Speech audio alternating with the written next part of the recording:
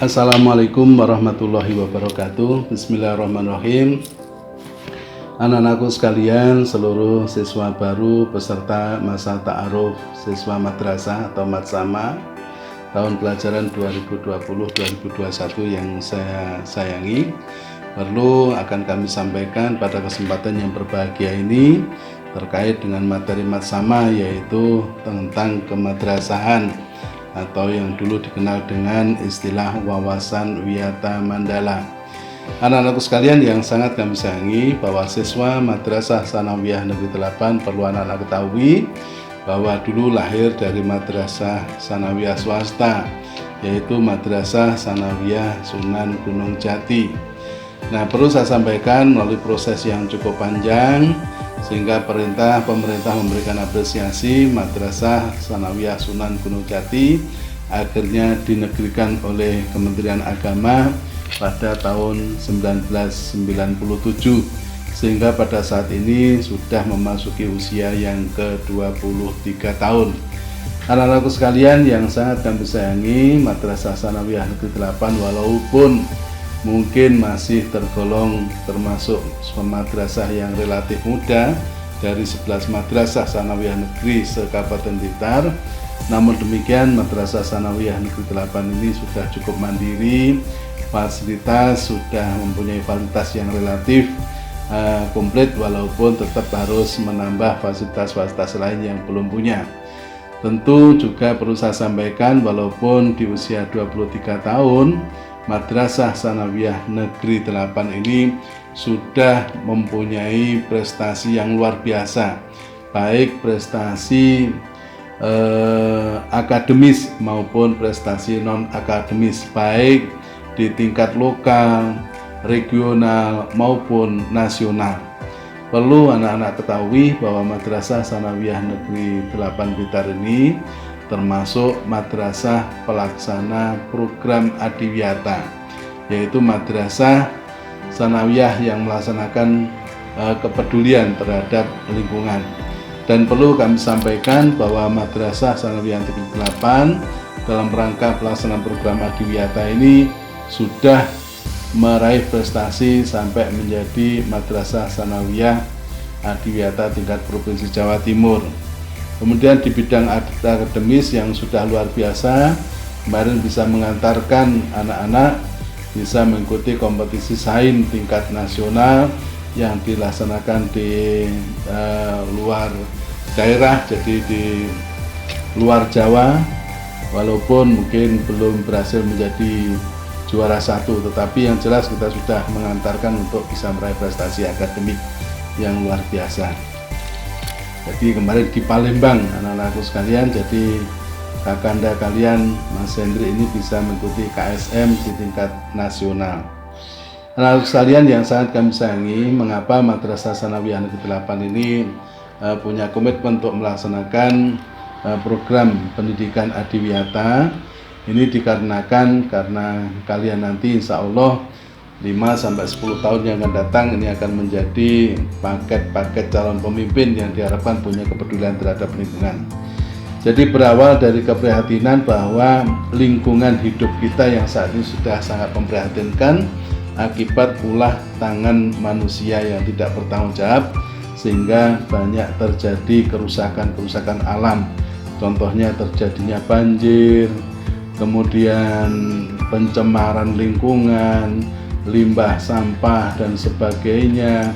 Nah, ini yang jelas menjadi keprihatinan kita bersama seperti yang saya tayangkan di slide ini. Jadi tanah longsor dan sebagainya, ini sebenarnya semuanya merupakan akibat dari ulah tangan-tangan manusia yang tidak bertanggung jawab, yang hanya mementingkan kepentingan sesaat.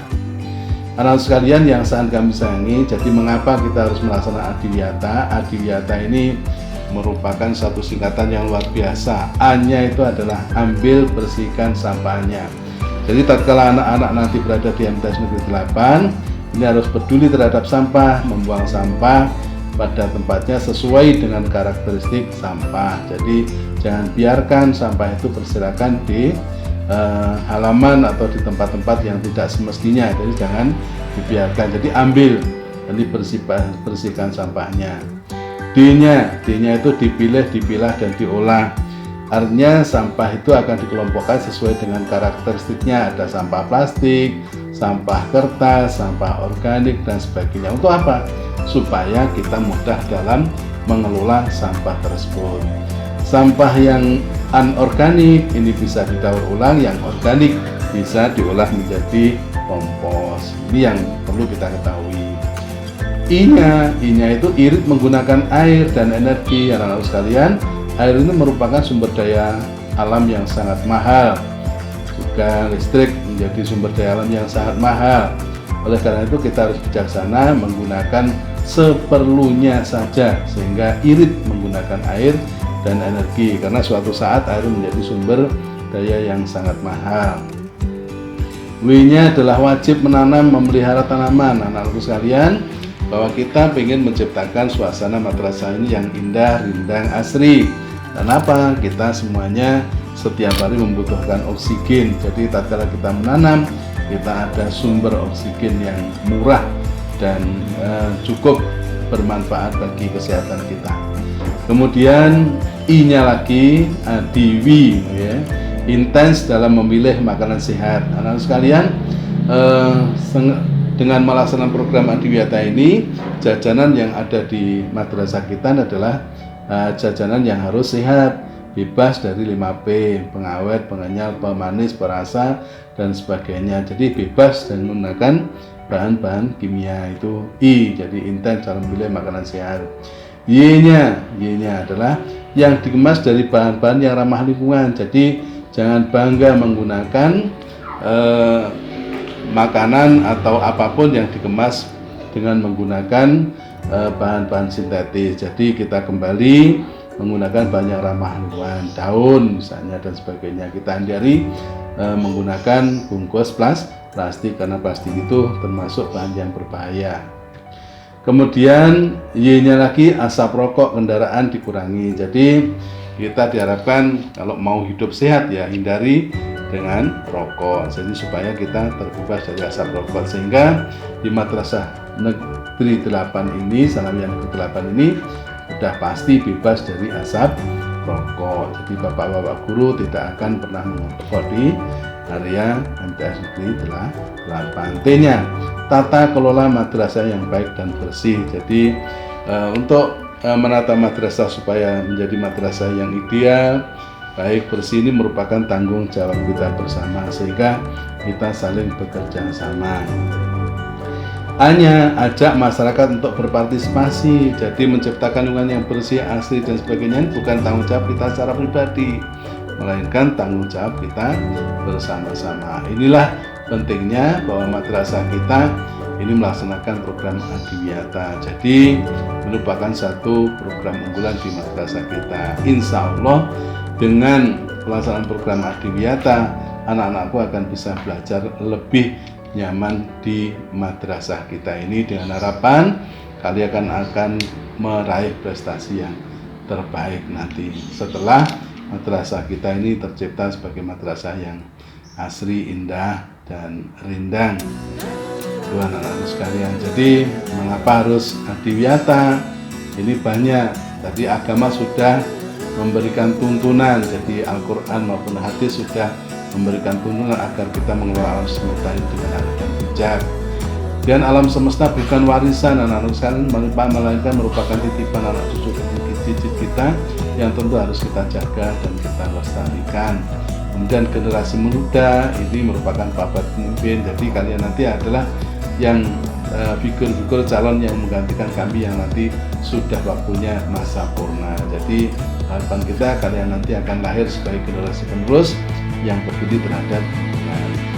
Madrasah harus mampu menyiapkan layanan pendidikan yang bermutu, aman, nyaman, bersih, indah, tidak berbau dan harmonis. Makanya kita harus melakukan Adiwiyata, peduli terhadap lingkungan. Kalau lingkungan kita itu tidak berbau, harmonis, indah, bersih, maka kita akan kerasan untuk belajar di madrasah kita. Nah, ini merupakan tanggung jawab kita bersama. Apa sih sebenarnya manfaat tatkala madrasah kita melaksanakan Adiwiyata?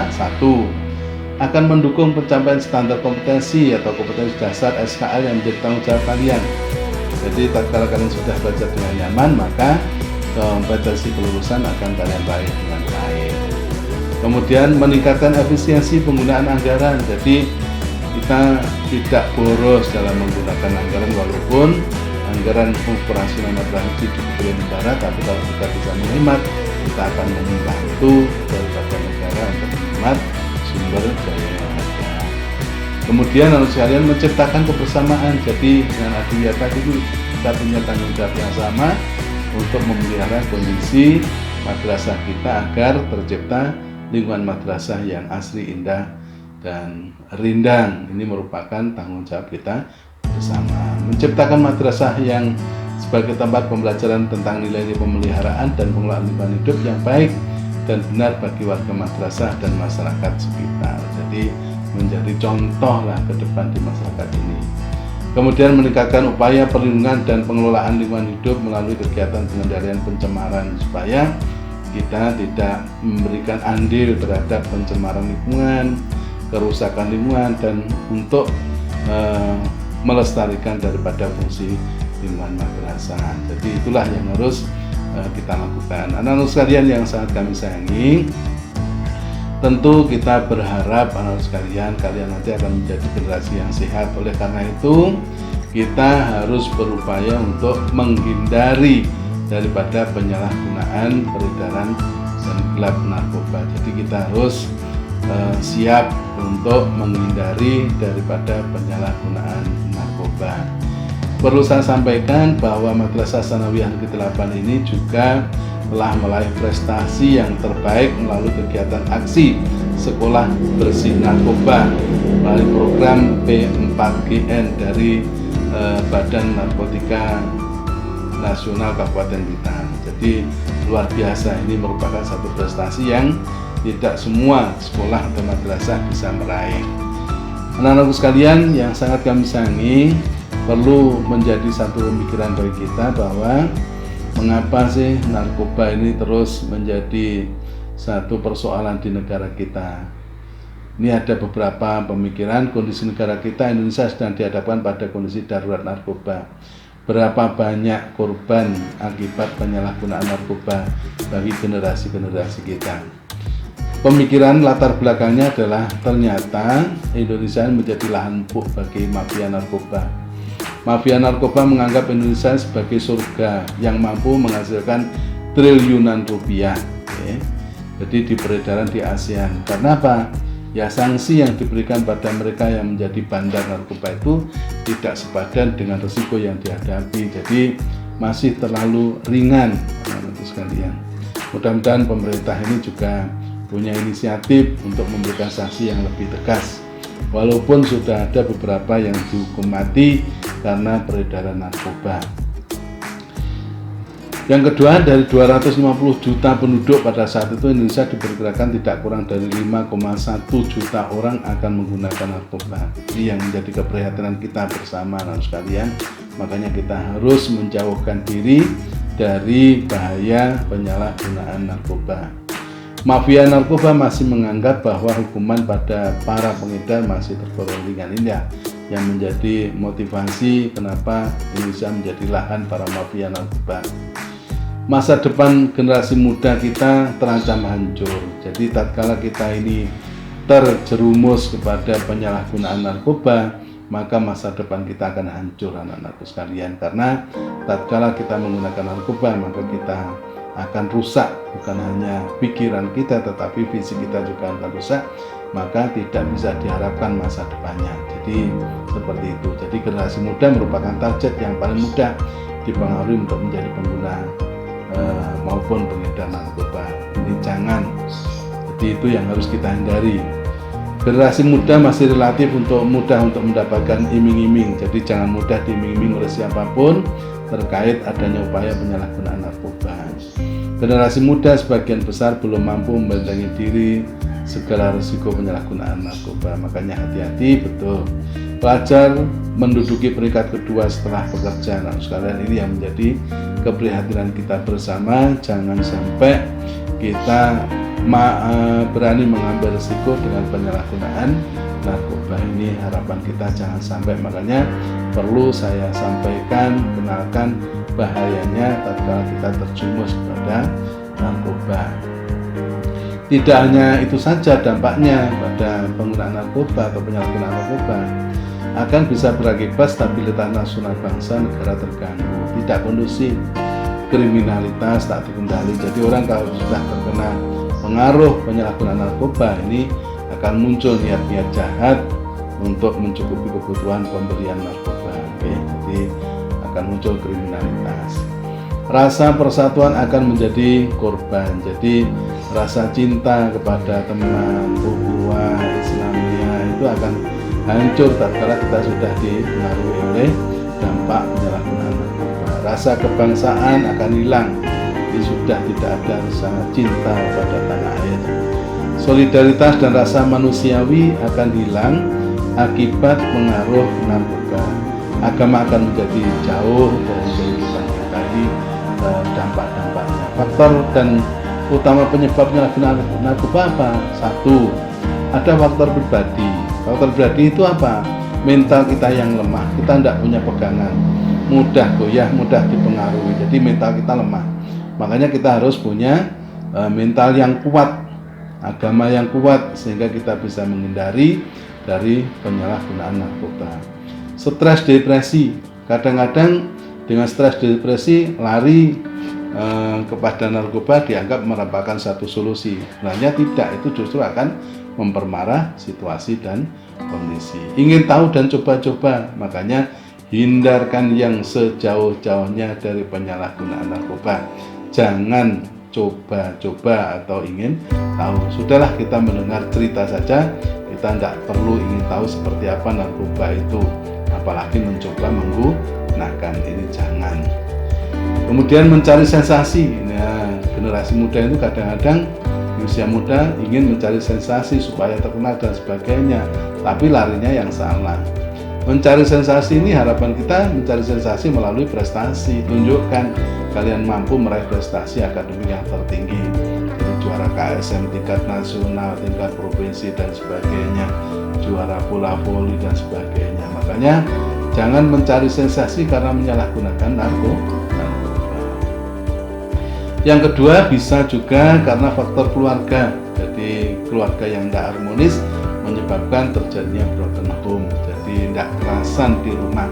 Ini paling berbahaya. Kalau sudah seperti itu, paling berbahaya, biasanya mudah sekali dipengaruhi oleh pihak-pihak yang tidak bertanggung jawab untuk lari dengan menyalahgunakan narkoba. Di kurangnya perhatian orang tua. Jadi orang tua sibuk, tetapi kalian harus sadar bahwa orang tua sibuk mencari nafkah, mencari penghasilan, bekerja dan semuanya ini pada akhirnya adalah untuk kepentingan anak-anakku sekalian. Sehingga kalian harus mendukung, jangan terus menyalahkan orang tua. Terlalu manjakan anak orang tua. Jadi kadang-kadang kalian nanti diujo atau diberi sesuatu yang berlebihan, misalnya uang sakunya berlebihan. Makanya jangan mau kalau dikasih sangu yang berlebihan, cukup untuk mengganti energi saja untuk jajan secukupnya. Jangan terus minta sangu yang berlebihan.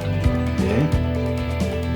Jadi terlalu keras pada anak orang tua itu juga punya risiko. Kurangnya komunikasi dan keterbukaan. Makanya anak-anak sekalian, kita berharap kalian nanti menjadi lebih dekat pada orang tua, ya. Jadi orang tua bisa dijadikan sebagai sarana sharing dengan keterbukaan. Kalau ada persoalan, permasalahan apa saja, sampaikan pada orang tua. Siapa tahu orang tua akan mampu mencarikan solusi yang terbaik, sehingga kalian akan selamat dan akan bisa mendapatkan ilmu yang bermanfaat. Faktor sosial juga bisa menjadi pemicu terhadap penyalahgunaan narkoba, antara lain salah bergaul. Makanya pintar-pintar untuk memilih teman. Jangan sampai milih teman yang sudah terbiasa menggunakan narkoba. Jadi jangan sampai salah pilih teman. Ikut-ikutan, ya janganlah. Ikut yang baik, ikut ngaji, ikut pengajian dan sebagainya. Intinya mengikuti kegiatan yang bermanfaat. Jangan mengikuti kegiatan-kegiatan yang punya risiko yang luar biasa yang akan merusak masa depan kalian semuanya. Jadi itu yang penting. Faktor kelompok organisasi, jadi ini juga bisa. Jadi iming-iming dari kelompok akan banyak keuntungan, apalagi kalau sudah dipaksa. Ya, dipaksa ini ya sampean harus bisa menghindarkan diri dari kelompoknya tersebut. Makanya pinter memilih kelompok organisasi yang dikembangkan, ya organisasi siswa intra sekolah atau organisasi siswa intra madrasah atau OSIM. Ini sebagai lahan untuk kalian belajar. Faktor ekonomi, kemiskinan, kesusahan, masalah ini juga kadang-kadang bisa dimanfaatkan pihak ketiga untuk menjadi penyalahgunaan narkoba. Oke, makanya peran sekolah ini penting. Makanya terkait dengan narkoba, bahaya narkoba perlu saya sampaikan pada anak-anak ini dengan harapan kalian supaya nanti tidak terjerumus kepada penyalahgunaan daripada narkoba, ya. Jadi itu yang penting. Makanya ikuti nanti arahan daripada Bapak dan Ibu guru kita semuanya. Insya Allah kami akan mendampingi anak-anak supaya nanti belajar hingga tuntas dari Madrasah Tsanawiyah 8. Itulah anak-anakku sekalian yang bisa saya sampaikan sedikit terkait dengan materi ta'aruf, khususnya terkait dengan madrasah kita. Jadi madrasah kita walaupun masih muda tapi sudah luar biasa prestasinya, baik di tingkat lokal, regional maupun tingkat nasional. Oke. Kemudian yang kedua, kami mohon dukungannya nanti selama menjadi siswa Madrasah Tsanawiyah Negeri 8 ini siap untuk melaksanakan program Adimyata. Yang ketiga, kami berharap anak-anak sekalian nanti selama menjadi siswa dan seterusnya, kami berharap kalian nanti betul-betul bisa menghindarkan diri dari resiko penyalahgunaan narkoba. Demikian, terima kasih. Mudah-mudahan apa yang kami sampaikan bisa bermanfaat sebagai bekal anak-anakku sekalian. Terima kasih. Kurang lebihnya mohon maaf. Ihdinas siratal mustaqim. Wassalamualaikum warahmatullahi wabarakatuh.